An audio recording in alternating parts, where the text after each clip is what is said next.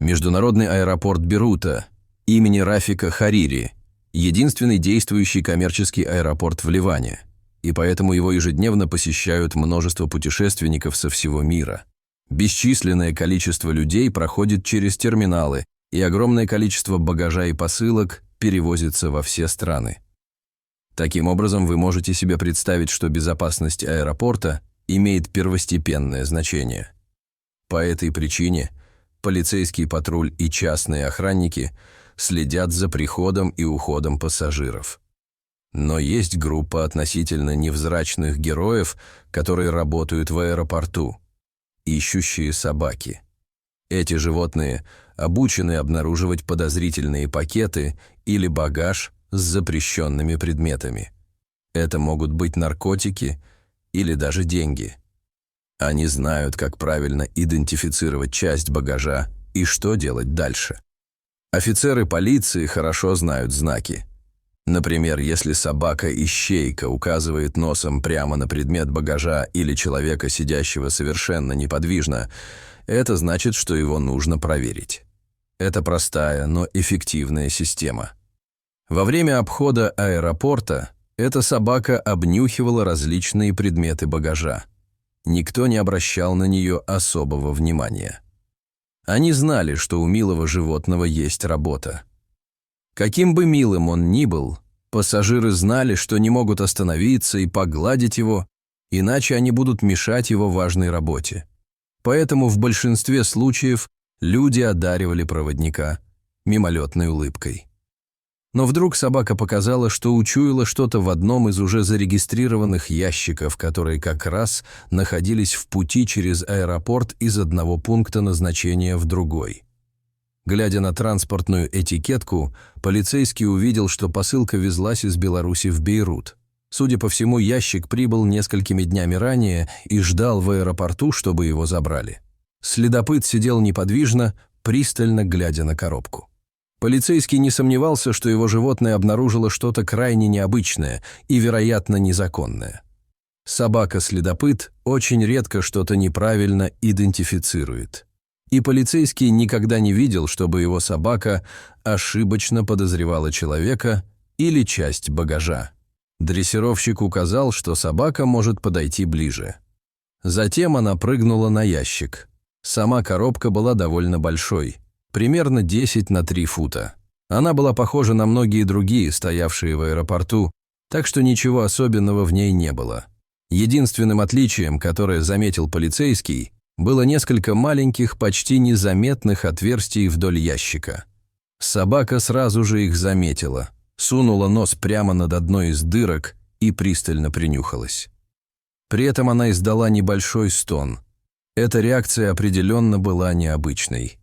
Следопыт выполнял свою работу много лет, и поскуливание не входило в его список реакций. Было ясно, что внутри есть что-то, что интересовало его больше, чем обычная контрабанда. Мужчина нахмурился, осматривая коробку вдоль и поперек. Что он должен сделать? Другие полицейские и сотрудники аэропорта собрались вокруг ящика, подняли его с пола и аккуратно поставили на стол. Офицеры знали, что в нем также может быть взрывчатка, которая может взорваться при открытии. Команда двигалась очень медленно и осторожно, и как только поставили коробку, вызвали саперов. Хотя вероятность того, что в коробке была взрывчатка, была маловероятной, так как она, несомненно, была бы обнаружена во время регистрации и сканирования в белорусском аэропорту. Но они все же не рисковали. Все вышли из комнаты, но следопыт, казалось, торопился вернуться. Казалось странным, что собака так зациклилась на этой коробке. Но по-прежнему никому не разрешалось входить в комнату, пока команда обезвреживания бомб выполняла свою работу. Пока они ждали перед зданием, собака скулила и бегала вокруг, пытаясь попасть внутрь.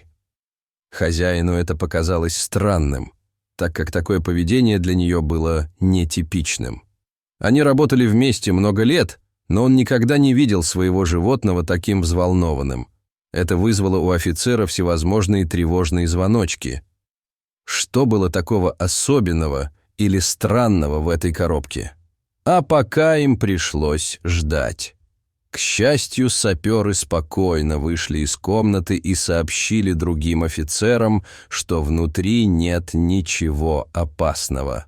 По крайней мере, нет взрывчатки. Они осмотрели коробку с помощью металлоискателя и обнаружили, что внутри не было никаких электрических компонентов. Это было большим облегчением. Но оставался еще вопрос, что же было в коробке? Им предстояло решить, что делать дальше. После некоторого обсуждения было решено открывать коробку медленно и осторожно. Но когда они, наконец, открыли коробку и заглянули внутрь, то были ошеломлены увиденным. За все годы, что офицер проработал на этой работе, он многое повидал. Наркотики, деньги, взрывчатка, контрабанда всех видов. Но он никогда раньше не видел этого. Внутри ящика сидели 3 тигренка, притаившиеся в опилках. Они были невероятно маленькими и выглядели очень худыми и слабыми. Было ясно, что они страдали и были заперты в этой коробке в течение очень долгого времени. Неудивительно, что собака так старалась достучаться до них. Испугавшись, они замолчали. Они были явно удивлены всем этим светом и новыми людьми. Никто не знал, как долго они находились в коробке, но было ясно, что это должно было быть довольно давно. Повсюду были фекалии, а опилки были пропитаны мочой. В коробке ползали паразиты и черви. Удивительно, что никто раньше не заметил эту коробку. Была вызвана защита животных, и 3 бедных тигрят собрали и доставили в приют, где им была оказана необходимая медицинская помощь. Хотя сначала казалось, что бедные животные не переживут своих травмирующих испытаний. То, что все они выжили, было огромным чудом. Тигрят, 2 девочек и мальчика назвали Майя, Таня и Антон. К счастью, они остались вместе и не были разлучены. Полиция установила, что тигрята были проданы зоопарком в Беларуси. Они принадлежали к помету из 12 малышей.